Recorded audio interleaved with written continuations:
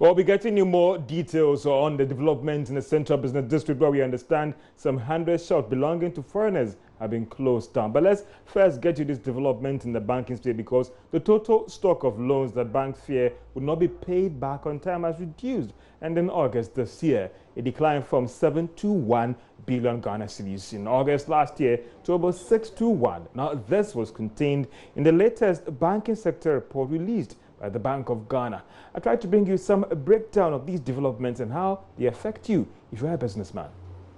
And in the stock of non-performing loans, or let's say loans that banks fear would not be paid back on time by borrowers, was not necessarily as a result of significant recoveries, but rather due to Bank of Ghana's recent directive for banks to write off some of these debts.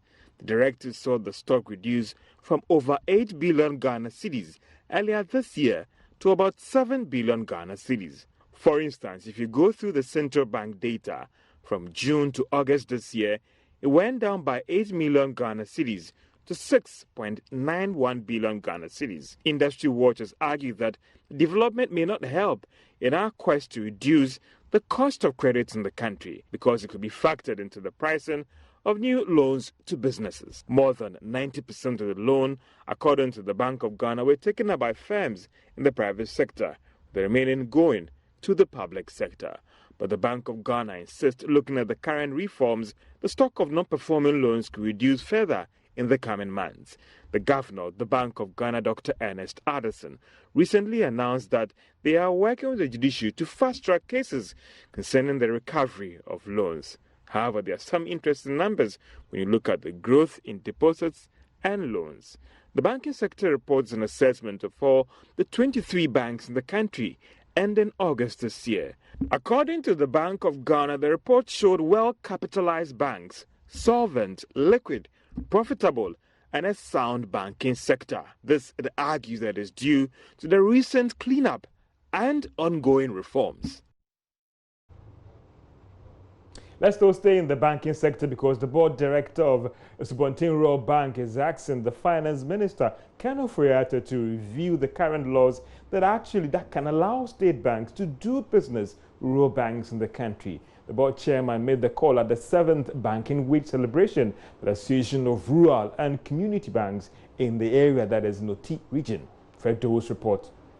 According to Nana Owusu Afari, the policy is counterproductive and does not help with efforts to promote financial inclusion in the country. One of these important challenges is that government institutions and departments are not allowed to open accounts with our rural banks.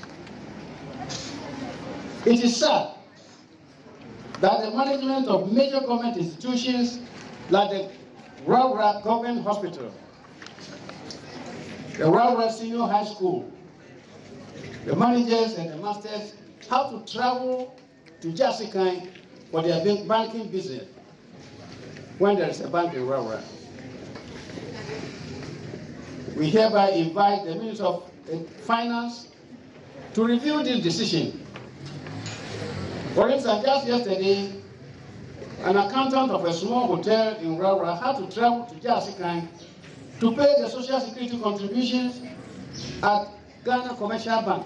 Nana, serving as a chairman of the occasion, stated that the full financial inclusion can only be achieved when students are taught financial literacy. We do not teach our children the importance of financial literacy and the functions of banks in our community. In Europe and other places, at JSS level, they start teaching the children how to save.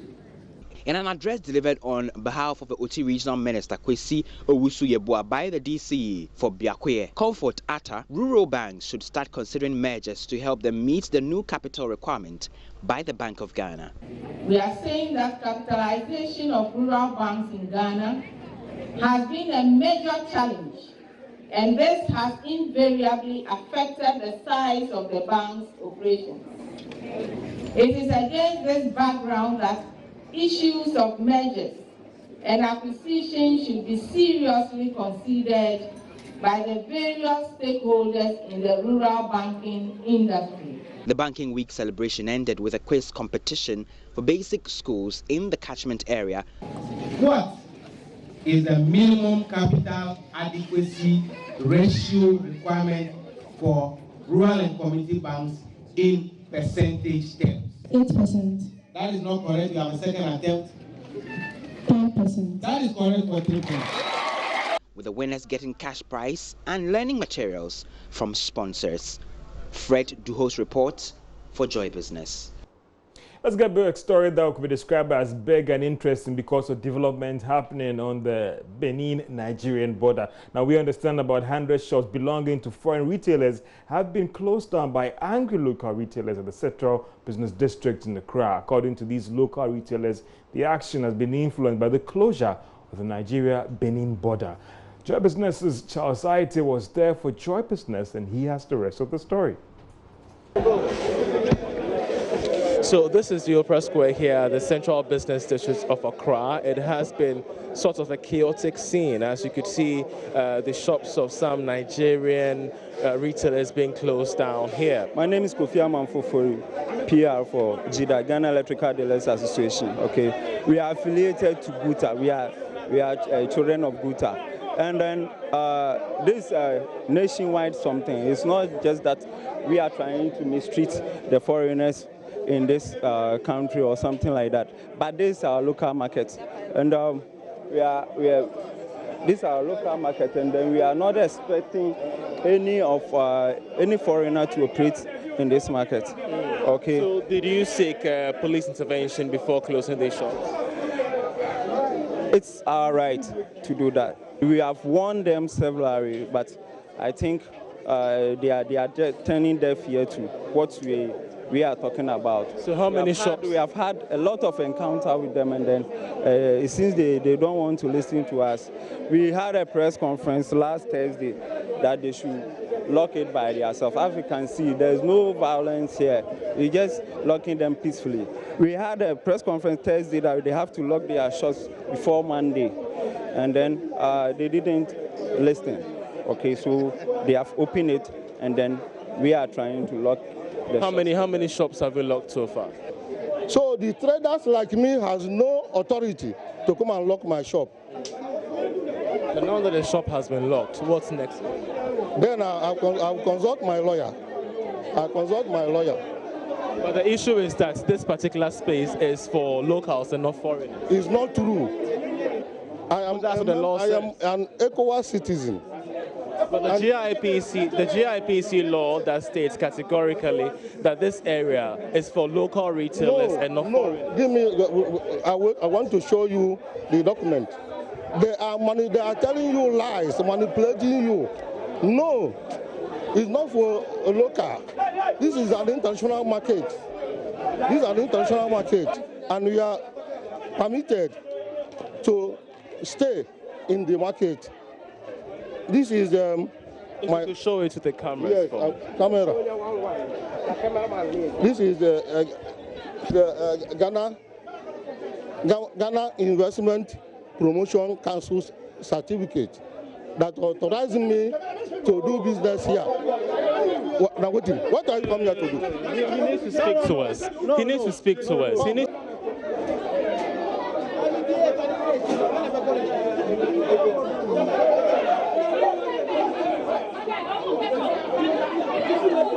Each and every year we come, we cover, and we experience the closures of shops by foreigners, by aggrieved locals here at the Central Business District of Accra.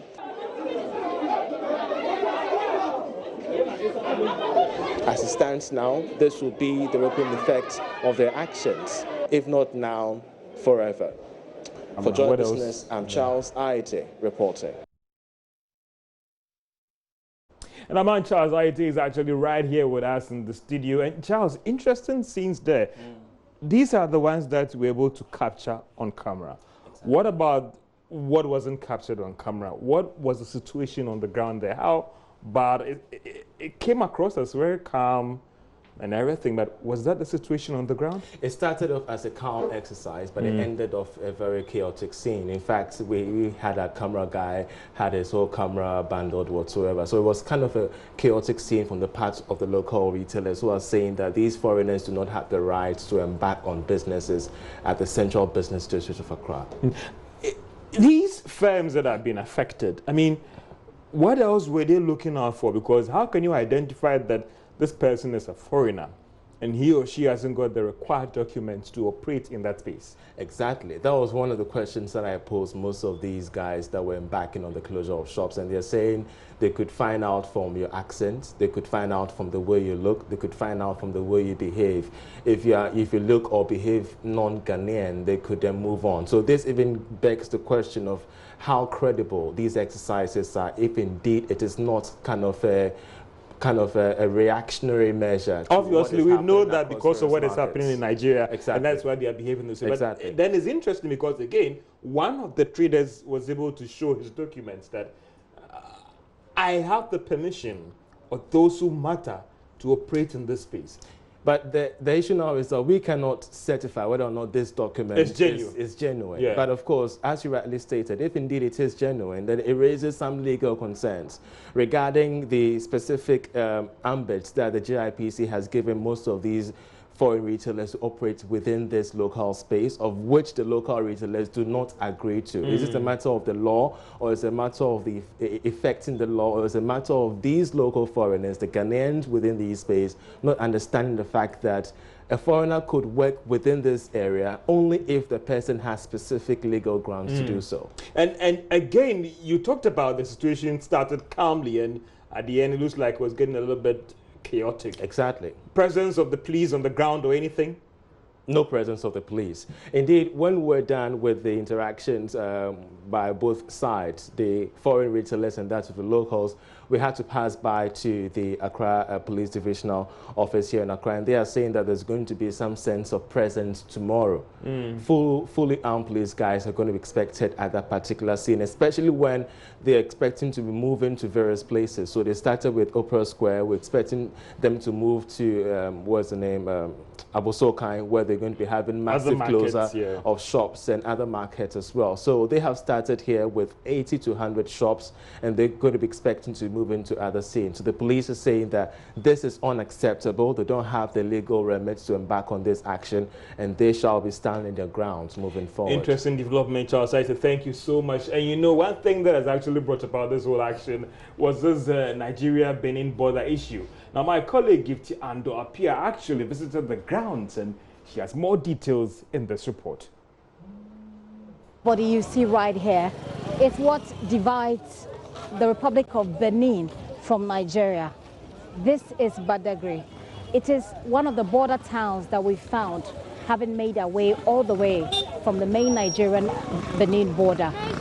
It's been a long journey, even though the road is really short, because there were several security officers on the road, from police, immigration, customs, Nigerian Drug Law Enforcement Agency.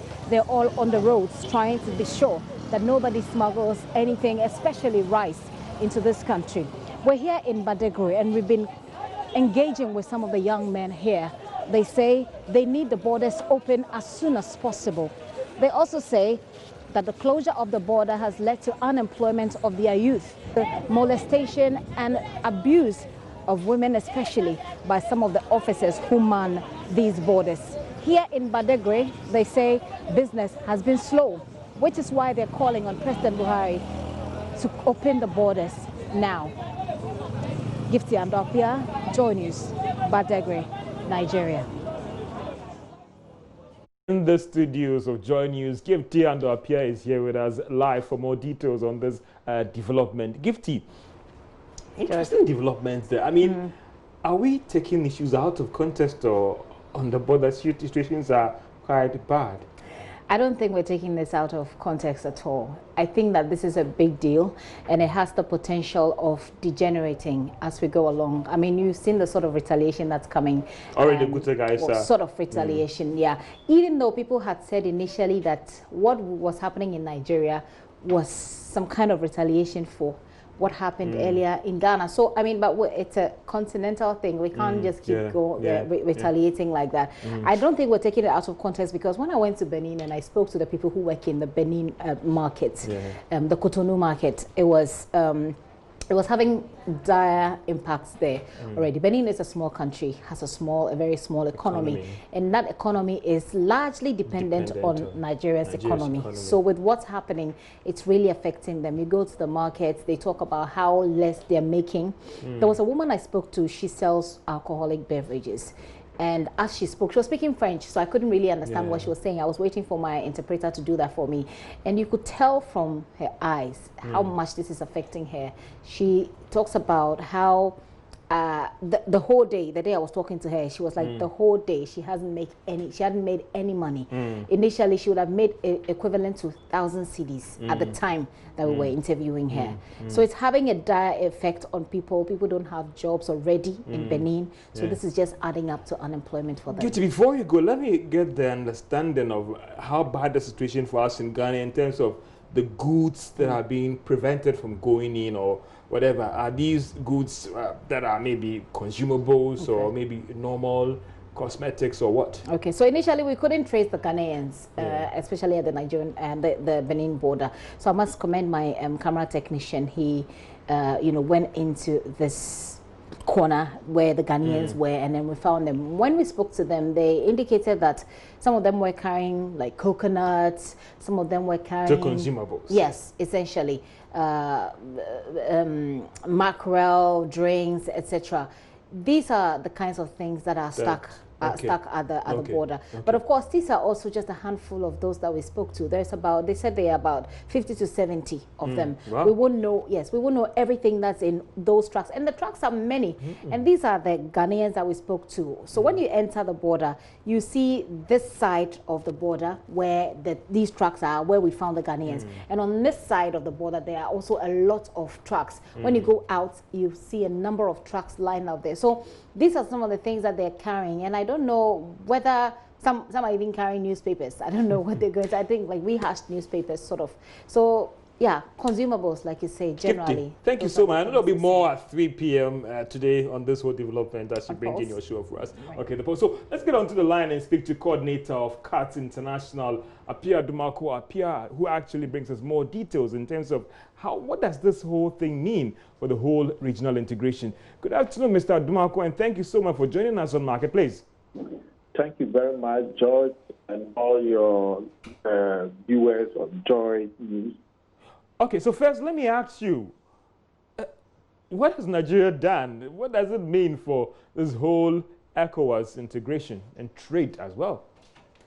I think, one, Nigeria has stabbed ECOWAS and, for that matter, regional integration at the back, because ECOWAS has a protocol on free movement of goods and people. And so if one country can unilaterally decide to close its borders against the rules that Nigeria has appended and its parliament has also ratified, then I think it is kind of impunity which does not augur well for the future of regional integration and as also African Continental Free Trade Agreement, which will soon start next year.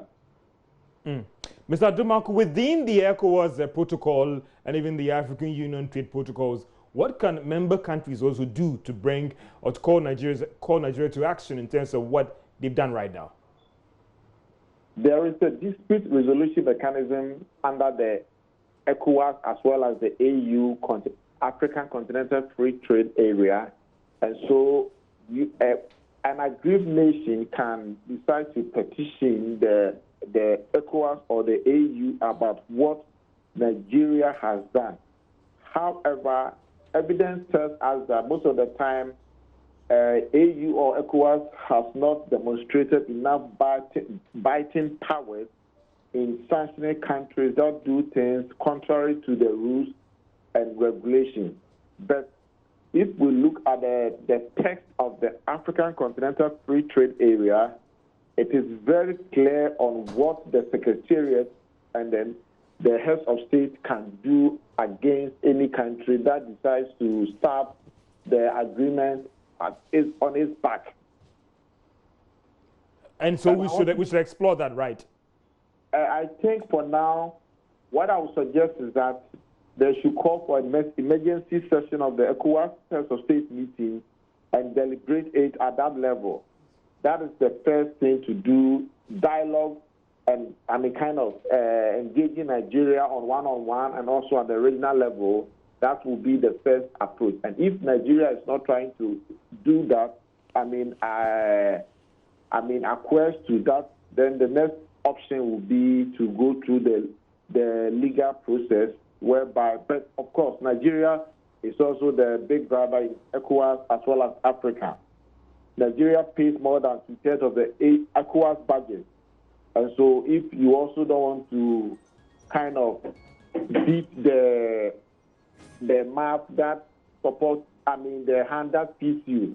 And so it also needs to be very delicate. It's like the way the U.S. has been doing to other countries. You are trying to exploit your powers that you have against lesser-known countries. I'm sure Nigeria could not have done it to Cote d'Ivoire or Ghana, but they can do to Benin or Togo. Okay. Okay, Mr. DeMarco, thank you so much for your time, and there'll be more discussions on this in subsequent bulletins on business later in the evening and in the night as well. My name is George Yaffe. All too soon, you have to draw the curtain down on Marketplace. Have a great day.